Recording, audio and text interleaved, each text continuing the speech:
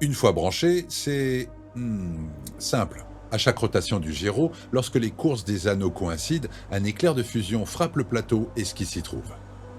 Les anneaux sont en primorium pur. Lorsque l'électricité les traverse, ils émettent une décharge de cette énergie verte qu'on va appeler lumière primale. Deux polarités, deux actions. Un coup, je te désagrège tout ce qui est vivant, et pour l'autre, eh bien, on suppose que ça produit l'inverse, ça agrège. On a testé tout ça à l'échelle réduite, avec des grenouilles, des lapins, des singes. Pile, ça les explose, et face, lorsqu'on lie les cobayes à un petit échantillon des cellules issues de la pâte d'origine et qu'on les bombarde, ça les transforme. Je suis pas certain que ce soit mieux. Les grenouilles se sont entretuées en expérimentant leurs nouvelles dents. Un carnage. Les lapins vont mieux pas en parler, on les a abattus par pitié. Quant aux singes, on n'a toujours pas pu le retrouver.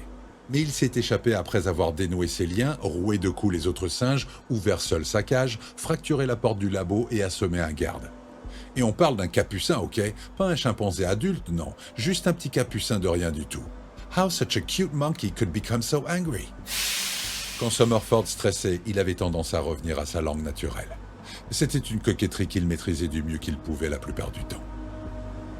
Summerford avait réclamé de l'aide à Rakovica et son équipe de biospéléologues. Ils avaient fait chou blanc, mais le Roumain était convaincu que le singe n'avait pu survivre à cette expérience de chimérisation. Ils pataugeaient tous autour de l'idée de compatibilité entre les cellules amibes extraites du primal et celles des sujets normaux exposés à la fusion. Rien ne collait.